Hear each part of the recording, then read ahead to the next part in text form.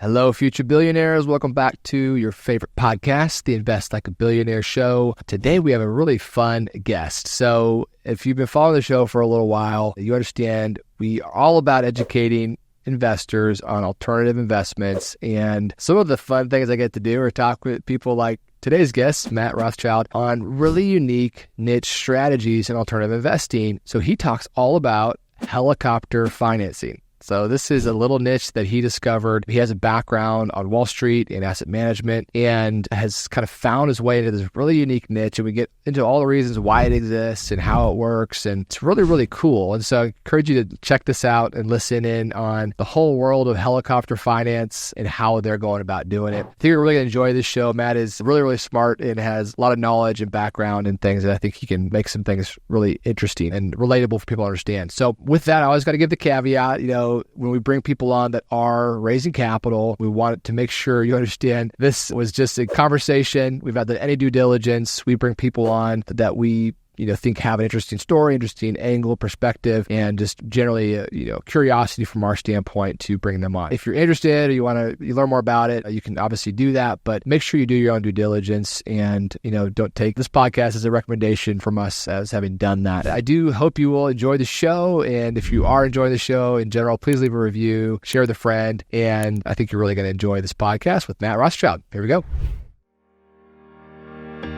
This is the Invest Like a Billionaire podcast, where we uncover the alternative investments and strategies that billionaires use to grow wealth.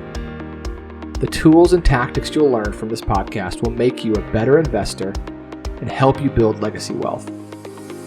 Join us as we dive into the world of alternative investments, uncover strategies of the ultra wealthy, discuss economics, and interview successful investors.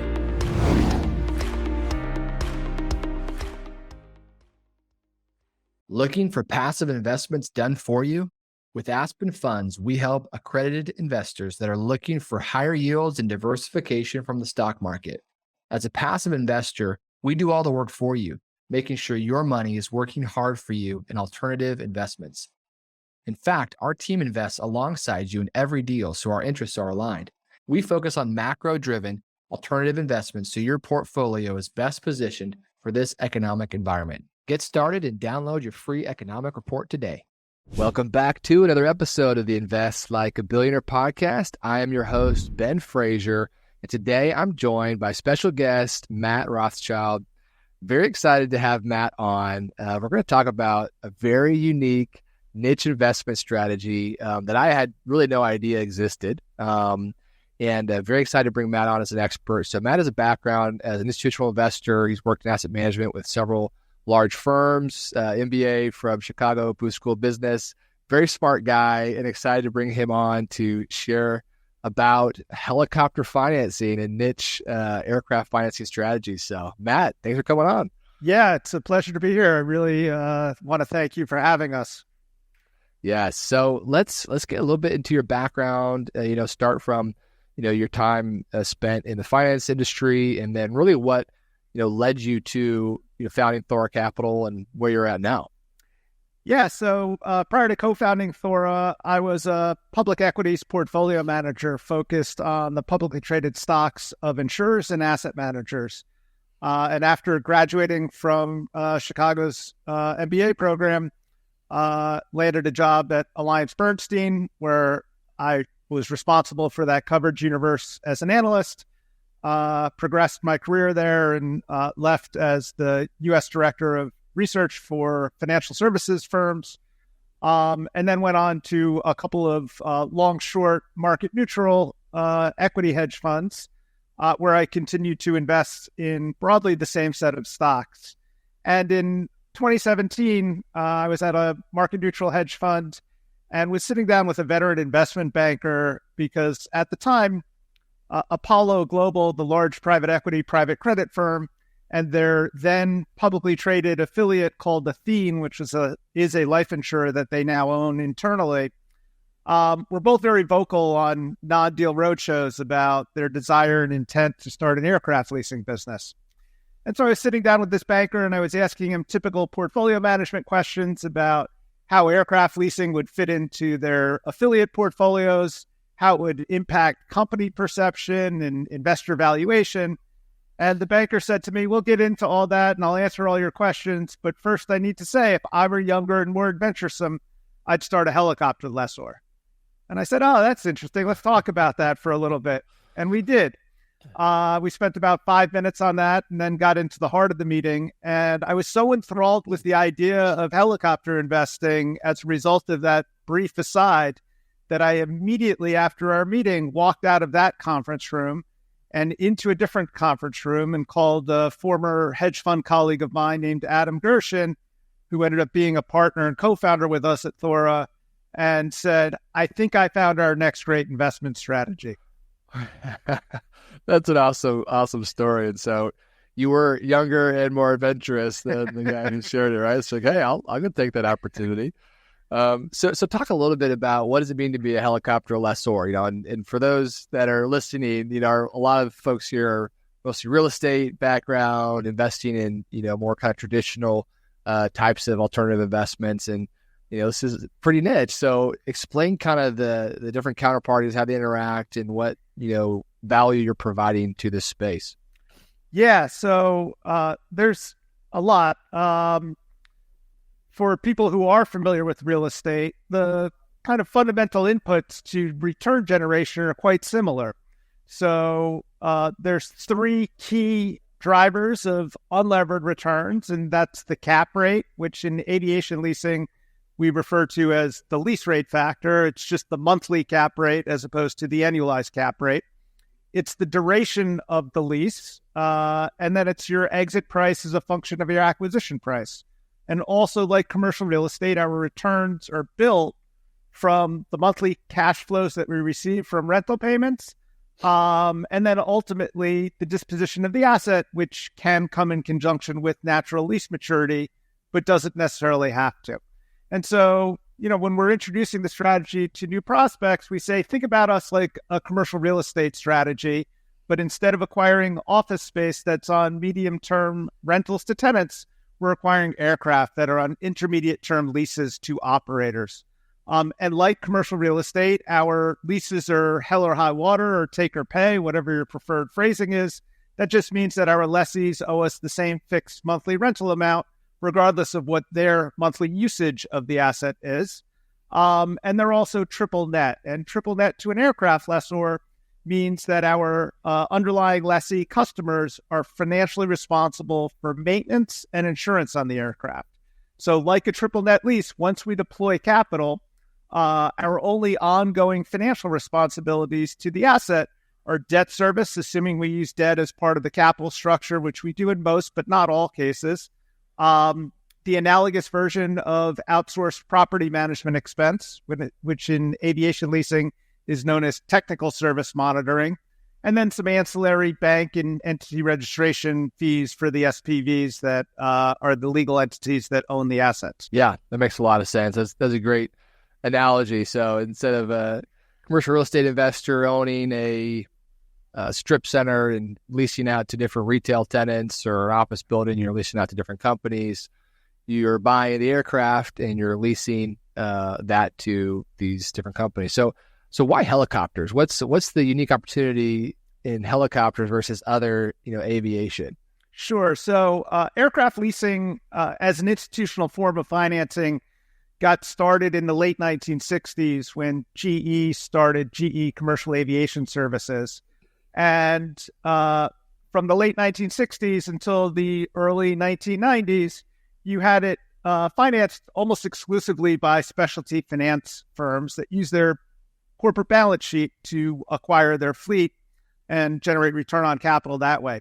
In the early 90s, you started to see traditional GPLP structures of investment fund managers that decided to tap into the returns and the cash flows generated by commercial jet leases as an alternative form of commercial jet finance. Interesting anecdote, Step Brothers came out in 2008, and if you remember the movie, Will Ferrell's brother plays a helicopter lessor. There were no institutional helicopter lessors at the time. So the first analogous company that came out analogous to GE's GCAS was a firm called Milestone, and they started in 2010, so 2 years after Step Brothers. And the first entries into institutional finance of helicopters were all specialty finance firms. And Thora, kind of mapping to the structure of the commercial jet ecosystem, is the first traditional GP-LP structure. We were started in 2018 to source returns backed by helicopter leases on behalf of institutional and high net worth investors. So do you have to pay Will Ferrell any like royalties for coming up with the idea, or it's a free game? Well, we did have an idea of naming the firm Prestige Worldwide instead of Thora, but we didn't want to get into any trademark violations. Oh man. So I'm familiar. When I was a banker, we had a client that was a fractional jet ownership company, and so they would basically sell fractional shares into private jets that different businesses could buy into, and then have a certain amount of usage for a period of time to travel between properties or offices or whatever. And the model was basically you have different tiers of membership. You in a similar way are responsible for maintenance and other things and piloting, but you get, say, 10 hours a month, and that's kind of what your allotment is. Is that similar to what you're doing? I mean, obviously you're a lessor, so you own the aircraft. You're not actually bifurcating the ownership of it, but do you sell, is it one-to-one, like one helicopter to one client, or is it one to many? Do you have multiple lessees in that in each asset? Yeah, it's a good question. I would say, kind of fractional ownership in the aviation community is a little bit more akin to shared office space or shared workspace, like a WeWork or a ServCorp or a Regus.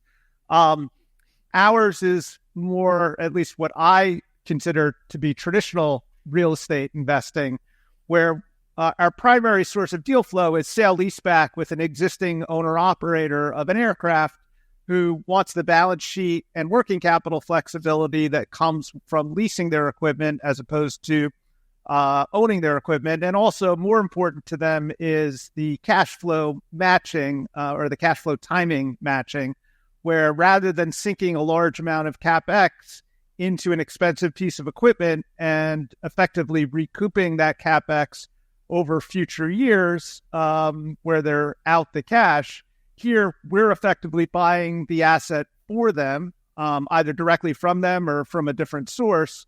And so their operating revenues, the timing of that is more closely matched with their lease expenses. Yeah. Okay. Got it. So you kind of mentioned a little bit the sale-leaseback concept, right? And this is something that's very common in real estate, where there's an operating business, say a McDonald's or something, that they have a lot of real estate that they need to operate their business, but they don't really want to be real estate owners. They would rather have a lease agreement and pay someone else that owns the real estate and gets the stream of cash flow. And instead of having to come up with the cash for down payment or the balance sheet to get leverage against, they can then redeploy their capital into what they're better at, which is operating the business and not trying to also, be a real estate operator on the side. And so we see that, it kind of ebbs and flows at different times, at different business strategies, whether they decide to own real estate or lease it. But in this scenario, the users of the helicopters prefer to not have the capital tied up in the asset and would instead rather pay you a stream of cash to lease it. Is that kind of the simple way to understand a sale-leaseback?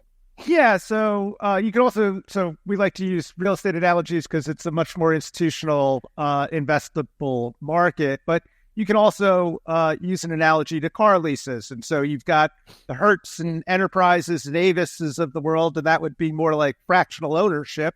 And then you've got Ford Motor Credit or Toyota Motor Credit, where if you walk into your local Ford dealership, The salesperson might say, you can write us a check for a Ford Explorer of $50,000 right away, or you can finance it for $1,000 a month, or you can lease it for $500 a month. The lessee is in control of the asset, and you don't necessarily know, if you're leasing a car from Ford, who the ultimate owner of that vehicle is. It might be Ford Motor Credit, it might be Chase or Bank of America. All you know is that you're writing a check to someone for $500 a month for the right to operate and use that car however you see fit. Got it. So who's using helicopters and who uses the normal course of their business? Yeah, so that's there's a couple of compelling aspects about helicopter finance compared to commercial jet finance, in our opinion. One is the fleet dynamics and how mission critical those dynamics are. So roughly half of the fleet is configured for first responders, including air ambulance, law enforcement, firefighting, and search and rescue. And then also utility. And utility tends to be a bit of a catch-all phrase in the industry, but the two most common mission types that we see are the monitoring of telephone and power lines and towers and getting repair crew and equipment out to remote locations, or for heavy lift operations where getting cranes into the area are cost prohibitive. And in aggregate, those are very macroeconomically insensitive use cases. And so we have very low correlation from an underlying fundamental standpoint with the broader economy. The next iteration of the fleet is about 10 to 15% of units are configured for offshore energy exploration. But these are much larger helicopters than the typical in the fleet. And as a result of that larger size and passenger capacity, they are really like giant flying school buses. And even though they're only about 10 to 15% of fleet units, they're about 30% of the economic value of the fleet. So between... They're more expensive. They are much more expensive, yeah. And so in aggregate, the utility, first responder, and offshore energy segment comprise about 2/3 of fleet units, but closer to 85% of fleet value. And there's really no alternative forms of transportation that those underlying end users can choose from. And so they are truly mission critical in their use case, and again, tend to not correlate with the broader economy as a whole. Yeah, interesting. So for the first user you mentioned, the emergency responders, utilities, I mean, these are government agencies, right? Or are these contracted to the government, or how does that work? Yeah, it's a good question. Unlike commercial jet finance, where let's say we were leasing a jet to Delta, and you might be flying on Delta, but we would assume that Delta is both the operator of that aircraft and the end user of that aircraft.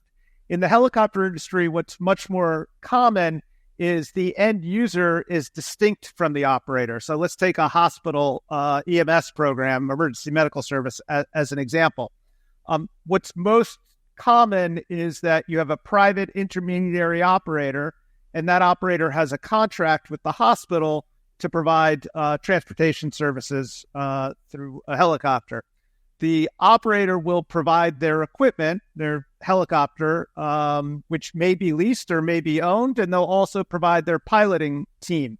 And then the hospital will provide paramedics and nurses that fly with the patients or organs in the case of organ transport. And so the end user and the operator in the helicopter industry are most often distinct from each other.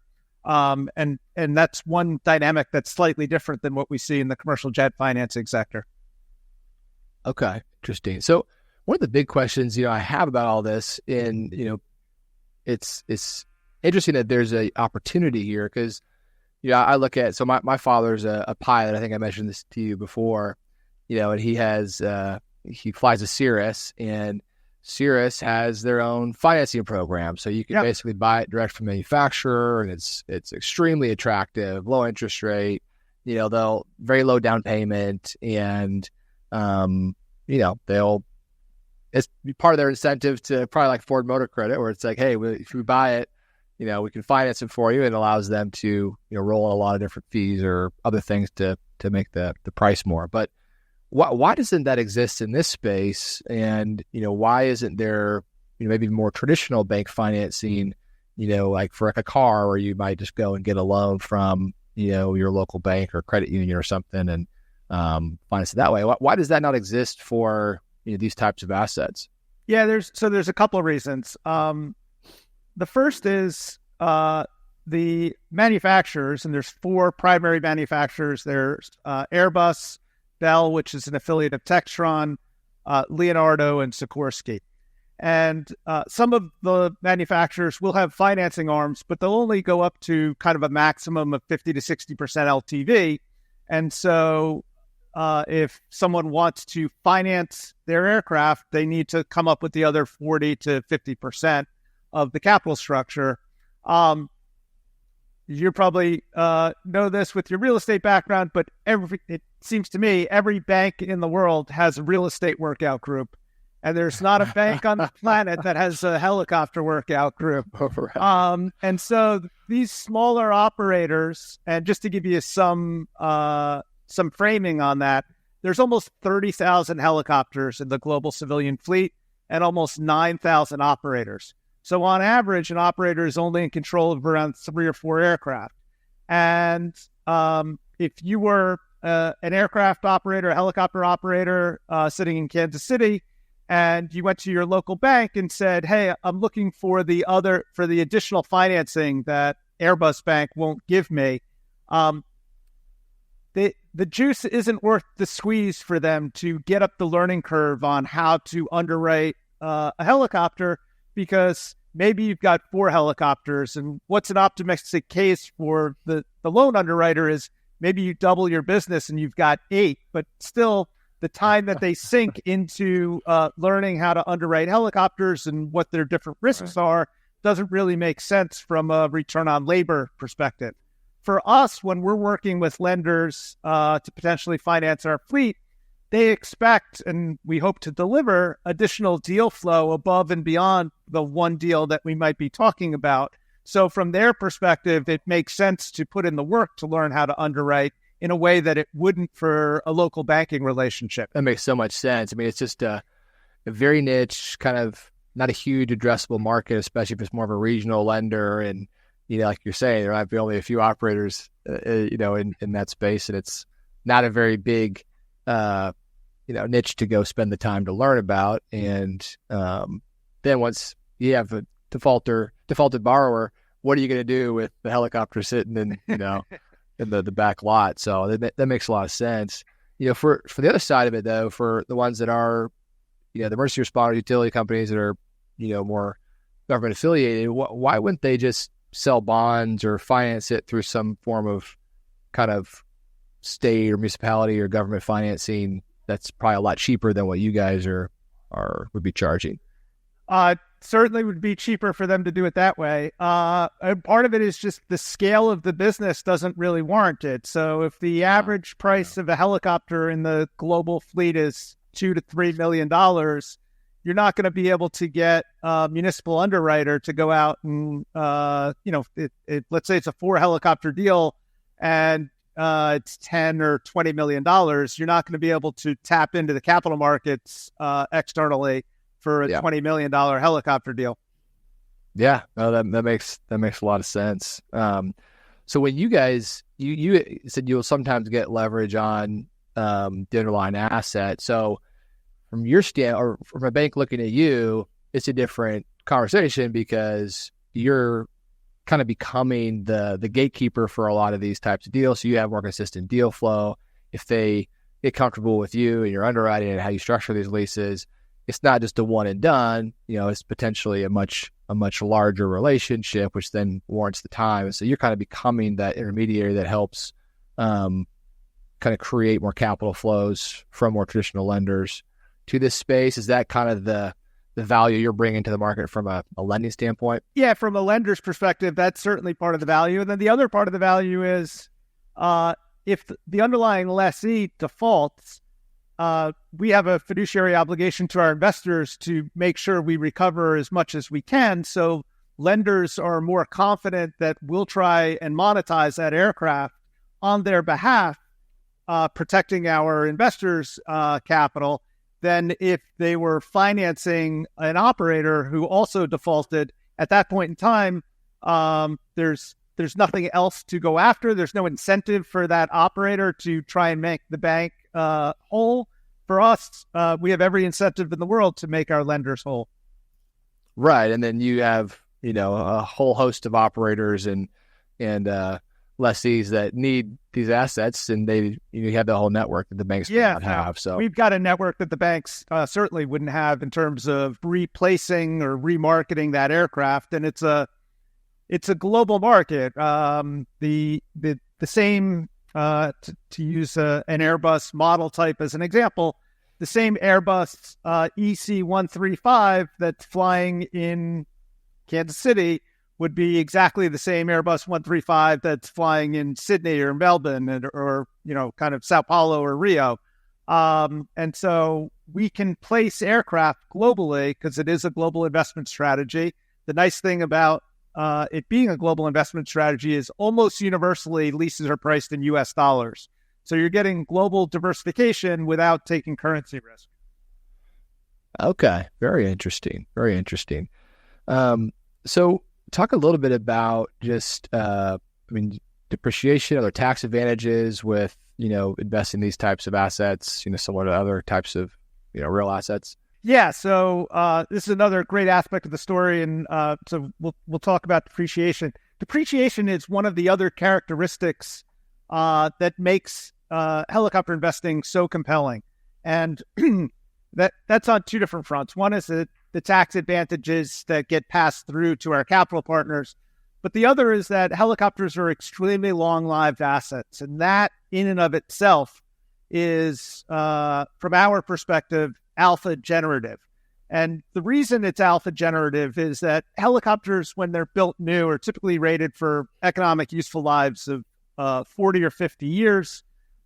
Empirically, from tracking fleet retirement data the way you would do population analysis and tracking, say, gross birth rates and gross death rates, helicopters exhibit economic lives that are even longer than that.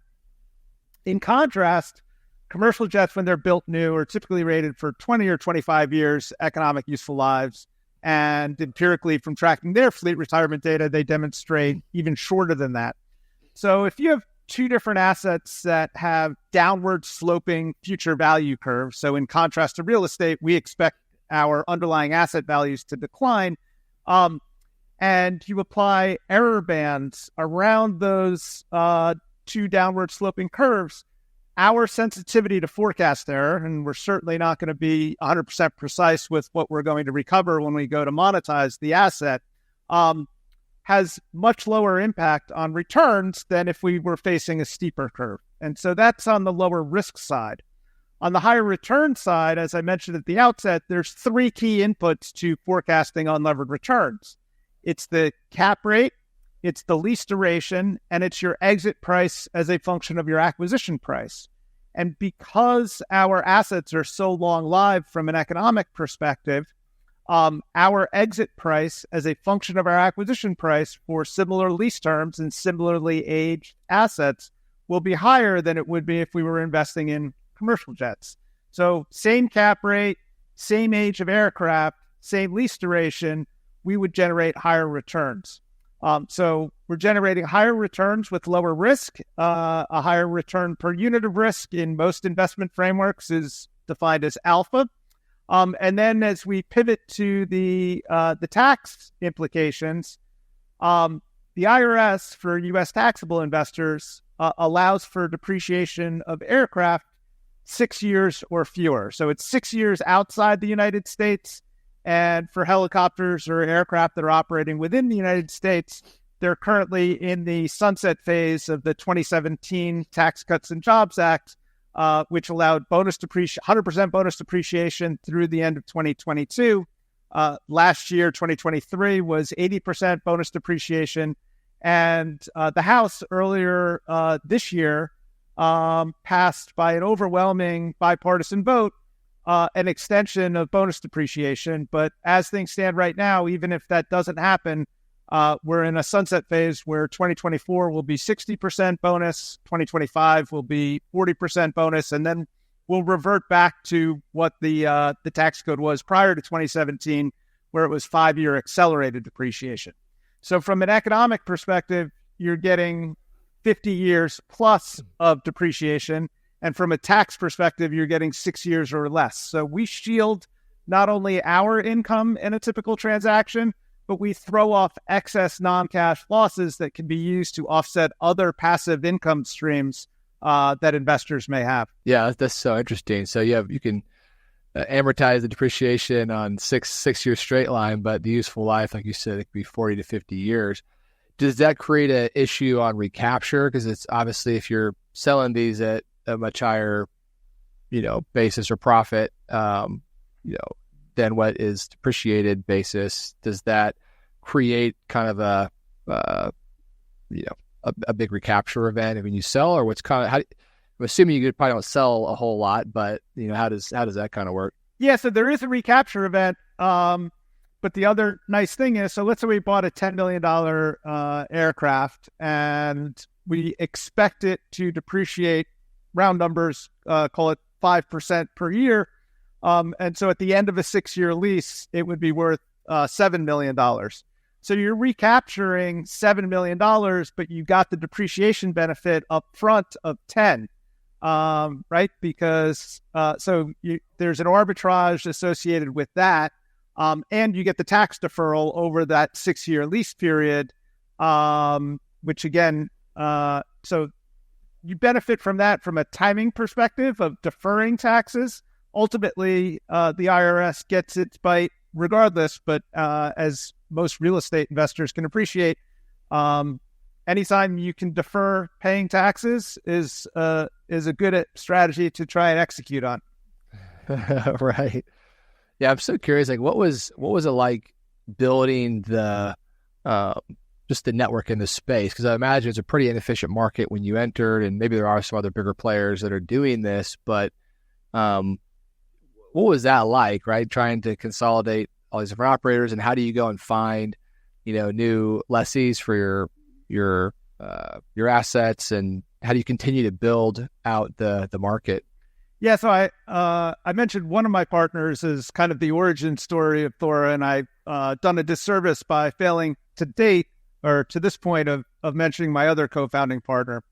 So after Adam and I decided that there was Thora was an opportunity worth pursuing, he and I, both with traditional asset management backgrounds, we started the process of recruiting our third partner and co-founder, and his name is Russell Christopher.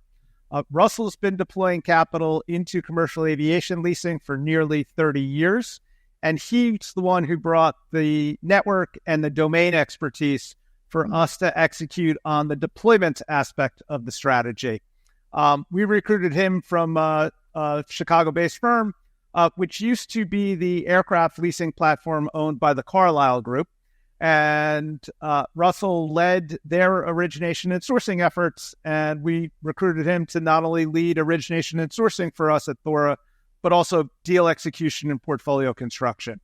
And then a few years after getting started and getting Fund 1 mostly invested, we recruited our first non-founding managing director. He's a gentleman named Mark Schechter. And Mark, we recruited him from the second largest helicopter specialty finance platform in the world, where in his prior role there, he was head of risk for that platform. And Mark's been deploying capital specifically into helicopters for about a dozen years at this point. And so Russell and Mark lead our origination and sourcing efforts. And we really have two broadly defined pillars of sourcing activity. One is sale-leaseback, as I mentioned. And there, while the operator universe is highly fragmented, the universe of lessors is fairly concentrated. And so there's conferences and events where basically all of the helicopter financiers in the world get together, and prospective lessees are aware of those conferences. And so they'll find us. And as Thora has built a track record of both generating attractive investment returns, but also of closing on deals and being a good partner to work with as a lessor, we've started to see a fair amount of inbound on an unsolicited basis leasing opportunities. The second pillar of our deal flow comes from the industry dynamics, and this is true in both the commercial jet financing ecosystem as well as the helicopter finance ecosystem, where I've mentioned specialty finance a few times throughout our conversation. The value, generally speaking, that specialty finance brings to the overall ecosystem is to have a consistent and somewhat perpetual outstanding offer for newly manufactured aircraft coming out of the OEMs. There's roughly a 3-year lead time between placing an order for an aircraft and delivery of that aircraft. And so in exchange for having that perpetual outstanding offer and for assuming the risk of identifying a lessee counterparty in that 3-year window, the specialty finance community gets what is in essence bulk volume purchasing discounts from the manufacturers. And that's one of the ways that they monetize the value that they bring to the ecosystem is they keep some of that discount for themselves and they pass the remaining on to their lessee customers. But universally, the specialty finance community has a corporate strategic objective of maintaining a somewhat stable average age of their fleet over time. Definitionally, everything you own in your fleet gets older by a year with each year that ticks by. And so you can lower the average age of your fleet in two different ways. You can buy new aircraft, which is part of their ongoing strategy, or you can sell old aircraft. And that's where the investment fund community comes in because there's two logical constituents to acquire those older aircraft. It's either the incumbent lessee counterparty themselves, again, using the car analogy, the same way if your lease on your Ford Explorer was approaching maturity, you would have the option to acquire that car at its residual value, or the investment fund community. And so the specialty finance community and the investment fund community, while both in name are lessors, and it's perfectly logical for people getting introduced to our strategy to assume that we compete with each other, we actually work more like long-term collaborative capital partners where the specialty finance community is selling older aircraft to the investment fund community. They take that cash that they get in exchange for their aircraft and use it to go out and finance their newly built funnel of aircraft that they're acquiring from the manufacturers. Yeah, very interesting. I mean, it seems like you mentioned earlier, just on some of the capital, there's some structural issues both from a size standpoint and just a network standpoint from some of the traditional lenders. Are there structural inefficiencies that, keep this as a place where you can continue to generate, above market returns, due to certain things that make it difficult for new entrants to come in? Or do you kind of anticipate the market to become more efficient, more capital coming in, making it, harder to continue to drive the alpha you're doing right now? So that dynamic between specialty finance leasing community and the investment fund leasing community at this point has the specialty finance community with a vested interest in seeing Thora succeed. And the reason for that is they'd like to have more competition of offering bids for their aircraft. And so at this point, Thora, from what we can tell, and we've been at this for a while and have lots of relationships in the investment community and the service providers to the investment community, we are the only firm that has organic sourcing capabilities within the helicopter finance market.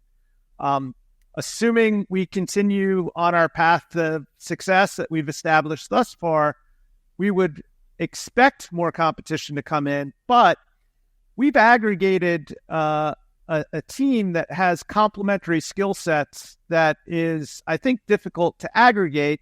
You needed the asset management background that Adam and I brought to the organization, and you needed the domain expertise that Russell and Mark bring to the organization. And so it would take kind of another unique blend of skills for someone to establish themselves as a competitor to us in the investment fund community. That being said, kind of lowered expected returns is driven by higher current asset prices. And so, if we see competition, it will likely drive up the value of the assets that we own, because that's how markets work and how you lower forward expected returns. Right. That makes sense. Awesome. Well, Matt, this is really, really fun. Definitely a very cool, unique niche that you found, and glad you took the advice to be young and adventurous. And well, I don't know about the young part, but so what's the best way for people to learn more about Thora Capital and hear what you're doing, and potentially look at some of the things you have available? Yeah, thanks for asking. So our website is thoracapital.com. That's THORA and then the word capital. Or you can hit me on LinkedIn. My name is Matt Rothschild, and I look forward to talking to anyone who's interested. We really have a passion about educating prospects. We understand that we are a niche and unknown asset strategy.